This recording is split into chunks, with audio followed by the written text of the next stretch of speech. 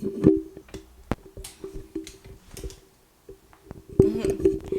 morning, guys. It is about it's 7:26 a.m.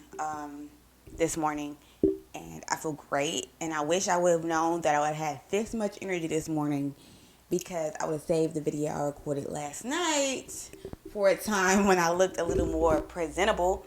But that's neither here nor there. Today we're back with a short story by Mr. Langston Hughes called "Thank You, Ma'am."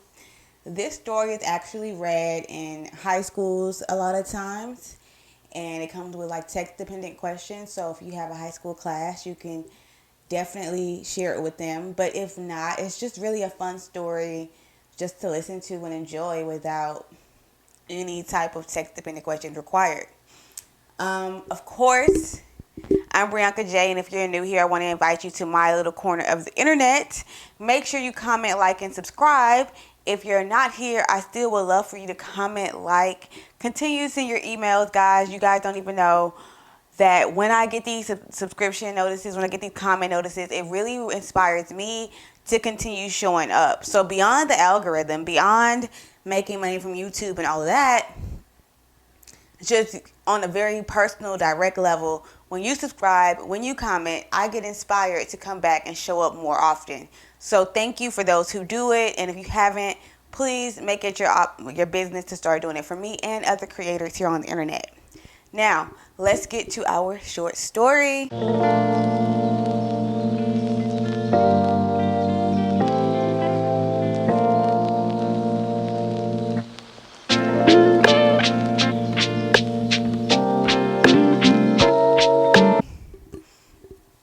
Okay. This is "Thank You, Ma'am" by Langston Hughes.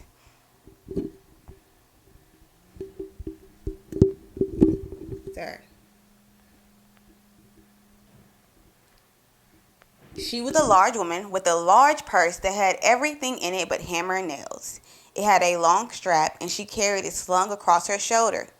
It was about 11 o'clock at night, and she was walking alone when a boy ran up behind her and tried to snatch her purse. The strap broke with the single tug the boy gave it from behind.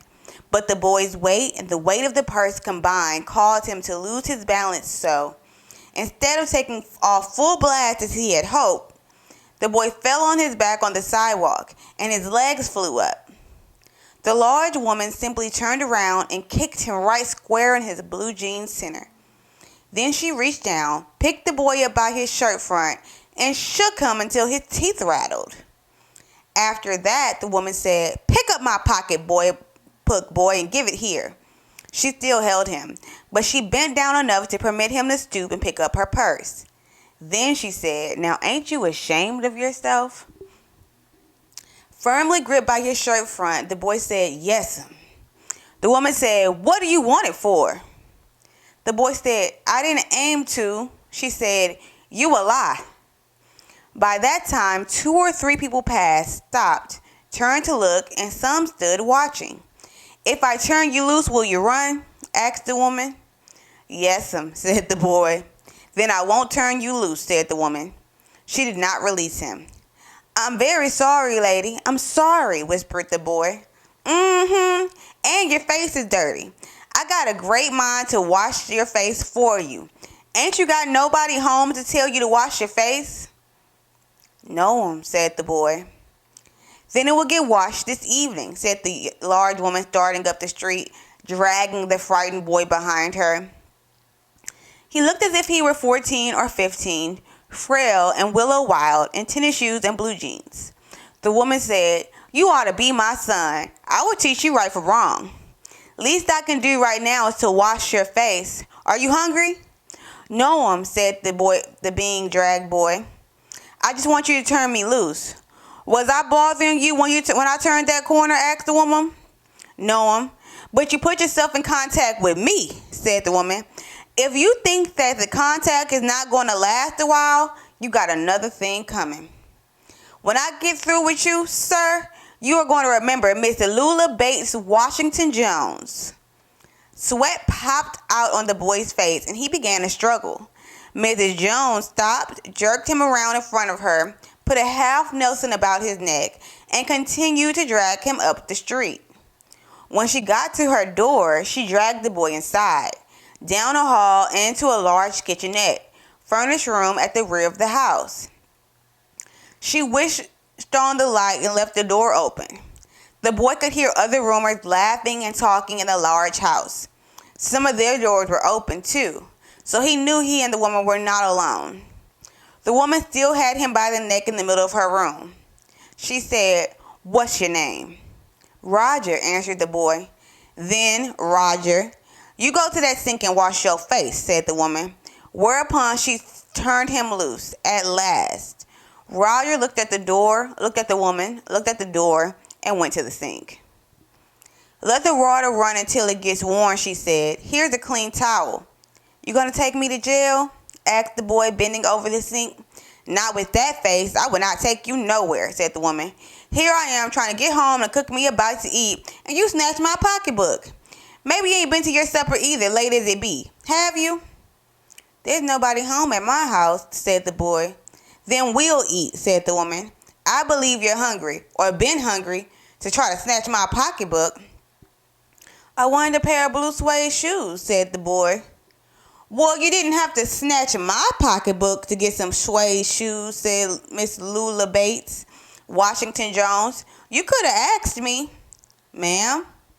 The water dripping from his face, the boy looked at her. There was a long pause, a very long pause. After he had dried his face and not knowing what else to do, dried it again, the boy turned around, wondering what next. The door was open. He could make a dash for it down the hall. He could run, run, run, run, and run. The woman was sitting on the daybed. After a while, she said, "I was young once, and I wanted things I could not get." There was another long pause. The boy's mouth opened. Then he frowned, but not knowing he frowned. The woman said, "You thought I was going to say but, didn't you? You thought I was going to say but I didn't snatch people's pocketbooks. Well, I wasn't going to say that." Pause. Silence. "I have done things too, which I would not tell you, son, neither tell God if he didn't already know. So you sat down while I was fixing something to eat. You might run that comb through your hair so you'll look presentable." In another corner of the room, behind a screen, was a glass plate and an icebox. Miss Jones got up and went behind the screen. The woman did not watch the boy to see if he was going to run now, nor did she watch her purse, but she left behind what she left behind on her daybed. But the boy took care to sit on the far side of the room where he thought she could easily see him out of the corner of her eye, if she wanted to. He did not trust the woman not to trust him, and he did not want to be mistrusted now. "Do you need somebody to go to the store?" asked the boy. "Maybe to get some milk or something?" "Don't believe I do," said the woman, "unless you just want sweet milk yourself. I was going to make cocoa out of this canned milk I got here." "That will be fine," said the boy. She heated some lima beans and ham she had in the icebox, made the cocoa, and set the table. The woman did not ask the boy anything about where he lived or his folks or anything else that would embarrass him. Instead, as they ate, she told him about her job in the hotel beauty shop that stayed open late, what the work was like, and how all kinds of women came in and out, blondes, redheads, and Spanish. Then she cut him a half of her 10-cent cake. "Eat some more, son," she said. When they were finished eating, she got him and said, "Now here, take this $10 and buy yourself some blue suede shoes. And next time, do not mistake of latching onto my pocketbook, nor nobody else's, because some shoes come by devilish like that will burn your feet. I gotta go get my rest now. But I wish you would behave yourself, son, from here on in." She led him down the hall to the front door and opened it. "Good night. Behave yourself, boy," she said, looking down onto the street. The boy wanted to say something else other than "Thank you, ma'am," to Miss Lula Bates, Washington Jones. But he could not do so as he turned at the barren stoop and looked back at the large woman in the door. He barely managed to say, "Thank you," before she shut the door and he never saw her again. All right, guys, that is Langston Hughes' Thank You, Ma'am. Such a cute story, such a quick read. Great bedtime story, great story for high school students. Just an overall good story. Nice ending. Just a very pleasant read. So, hope you enjoyed it as much as me. And I hope to see you guys very, very soon. And y'all have a great day.